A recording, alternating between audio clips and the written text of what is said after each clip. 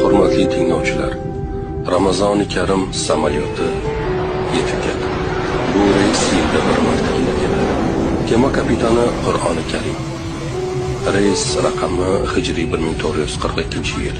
Reys masofasi 29-30 kun. Uchish muddati kuniga 15-16 soat.